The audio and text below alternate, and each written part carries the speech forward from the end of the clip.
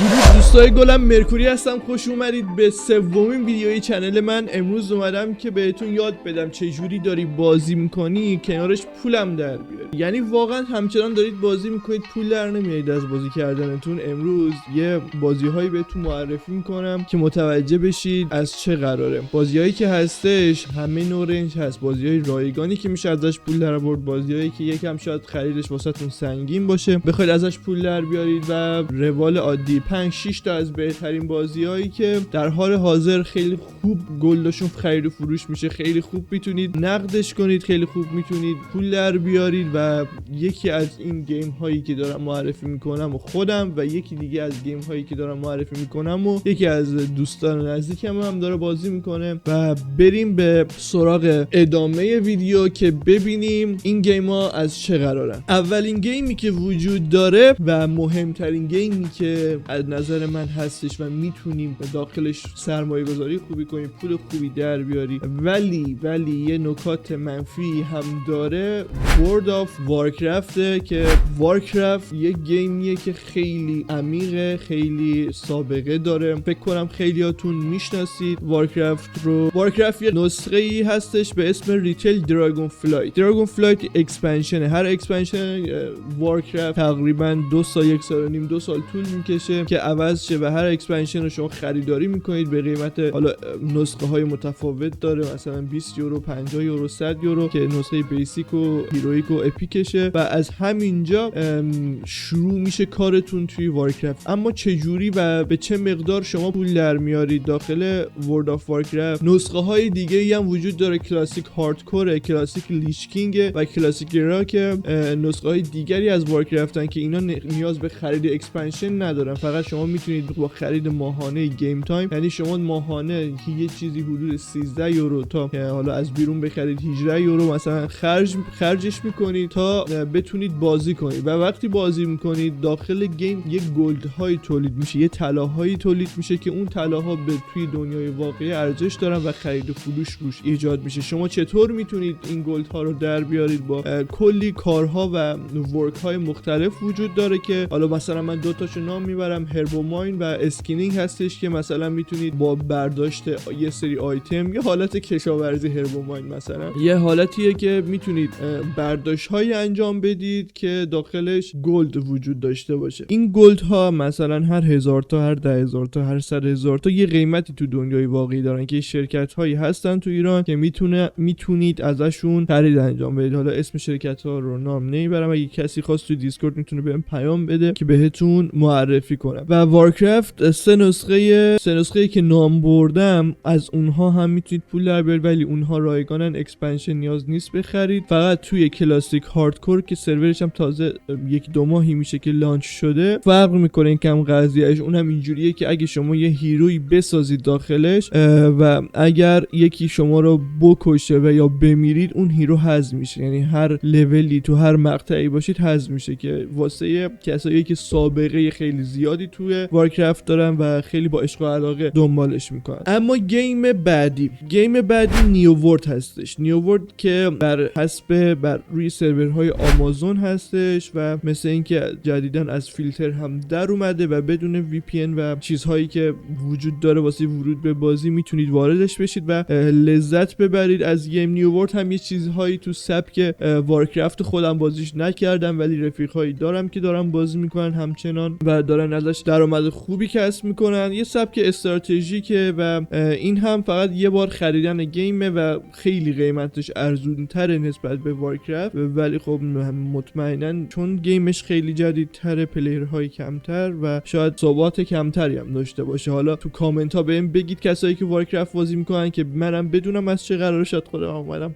نیو ورد هم تست کردم و همین گیم نیو ورد هم تو سبک های وارکرافت، یه گیم استراتژیک با مپ های مختلف که میتونید برید با لوت کردن و با ورک هایی که داره مثل وارکرافت ازش درآمد داشته باشید. اما گیم بعدی که خیلی خودم هم مشتاقش بودم که برم انجامش بدم ولی خب نشد به یه سری دلایل و یه سری شرایط، فیفا بود. فیفا یه گیمیه که ازش راحت میتونید درآمد کسب کنید، اما اینجا یه امای بزرگ وجود داره که واسه اینکه بخواید فیفا بازی کنید نیاز فقط به یه اکانت ندارید، شما نیاز به یک کنسول دارید و کسایی که رو پی سی بازی میکنن داستانش خیلی فرق میکنه و درآمدش که روی سیستم، چون سرورهای پی سی و کنسول فرق میکنه و درآمد کنسول خیلی بهتره. به خاطر همین کسایی که دارن بازی میکنن کنسول میخرن یا کنسول دارن که انجامش میدن و نوع درآمدش هم اینجوریه که شما باید کارت در بیارید، شانس داره که مچ های متفاوت با پلیرها بازی کنید، با بات ها بازی کنید و مچ های مختلف بزنید تا بخواید به چانس کارت برسید و اینجوریه که باید اکانت های متعدد بسازید روی یه اکانتی که خریدید. و سوال های بیشتری اگه داشتید حتما پیام بدید که بتونم ریز بریز جوابتون رو بدم، چون تو ویدیو خیلی چیزها رو نمیشه گفت و همین شکلی ازش میتونید درآمد کسب کنید و هر یه مقدار گلدی که داخل فیفا وجود داره مثلا ازتون میخره، هر یه کارتی که بهتون میده اون کارت ها یه ارزشی دارن. مثال کارت امباپه براتون در میاد، چون امباپه خب بازیکن سطح 1 دنیا در حال حاضر، مثلا کارتش تو فیفا 24 خیلی قیمت خوبی داره و خیلی با ارزش حساب میشه و مثلا کارتشو در بیاری ان مقدار میلیون پولش میشه و میتونید مثلا با شانس این که واسهتون یه همچین آیتمی در بیاد درآمد کسب بکنید. ولی خب فیفا روی شانسه، ولی خب شانساش هم اینجوری نیست که بد شانس باش بهت نده، میده ولی خورد به خورد باید انجام بدید دیگه کاراشو. بازی بعدی که میخوام معرفی کنم هم نسخه موبایل داره، نسخه پی سی داره، لینوکس داره، همه این نسخه های هر چی مک و نمیدونم مک بوک و آیفون و آی او اس هر چیزی که در نظرتون باشه نسخهش وجود داره و چیزی نیست جز آلبیون آنلاین. آلبیون آنلاین هم یک بازی کاملا فری و رایگانه و شما میتونید از بازی کردن لذت ببرید، در عین حال حجمش هم خیلی کمه، 2 گیگه، البته خب برای گوشی شاید یکم زیاد باشه.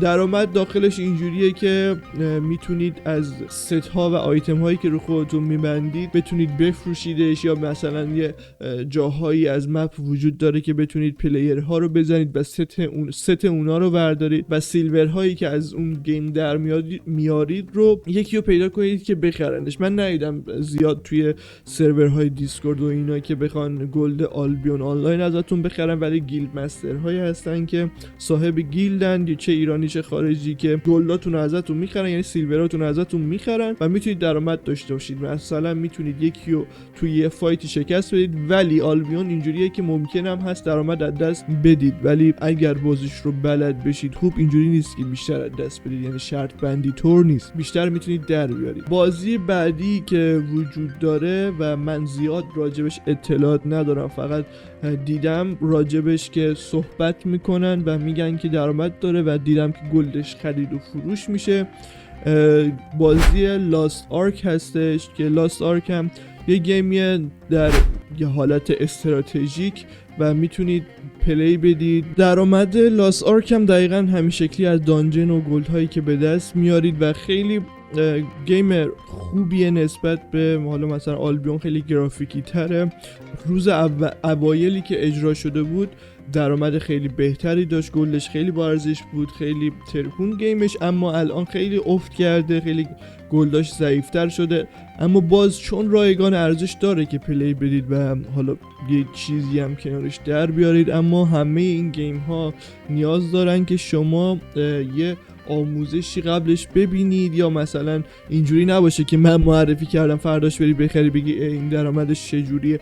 تمام گیم ها، وارکرافت، نیو ورلد، فیفا، آلبیون، لاست آرک و آخرین گیمی که میخوام معرفی کنم پس آف اگزایل یا دیابلوه که هر دوتاشون تقریبا تو یه ژانر و تو یه سبکی هستن.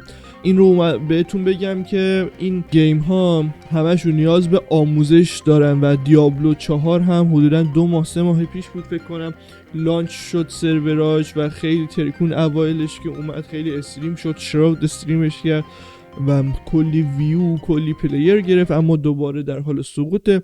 ولی با همه این تفاسیر 3 تا از این کلن 3-4 تا از این گیم هایی که معرفی کردم به نظر بنده بیشتر قابلیت این رو دارن که بخواید بازی کنید و پول در بیارید، مخصوصا ورد آف وارکرافت. اما وارکرافت هم یه گیمیه که نسخه هاش یکم گرونتره و هم یه گیمیه که یادگیریش به شدت زیاده و اگه بلد نباشید شاید ضرر بکنید و شاید گلد از دست بدید. و یه چیز دیگه، الان وارکرافت توی آخرهای اکسپنشنش رسیده و درآمد آنچنانی نداره. شاید ساعتی مثلا به 40,000 تومان برسه، اون هم با 2 اکانت که مثلا من خودم 2 اکانت دارم. گیم هایی که معرفی کردم امیدوارم که بازی کنید، لذت ببرید و بتونید باهاش کسب درآمد هم انجام بدید. تمام این بازی ها قابل بازی کردن هستن، تمام این بازی ها قابل یادگیری هستن، یه سریاشون رو موبایل هم اجرا میشن، اما همیشه سعی کنید برای اینکه درآمد بالایی داشته باشید اول بتونید هزینه هم براش بپردازید. وقتی دنبال یه چیز رایگان میری، اون رایگان اندازه این که خودش وسعت داره بهتون درآمد میده. مرسی که تا اینجا تماشا کردید. سابسکرایب و لایک و کامنت یادتون نره. حتما نظراتتون رو برام بگید. اگه گیم دیگه میشناسید که به بقیه بچه‌ها بتونه کمک کنه در راه درآمدی که میتونن کسب کنن از گیم های مختلف، حتما در جریانشون بذارید. حتی من هم در جریان بذارید، یا اگه یه ویدیویی مد نظرتونه که بسازم حتما تو کامنت ها بهم بگید. دمتون گرم. مرسی که تماشا کردید. تا ویدیوی بعدی، فعلا تا بعد.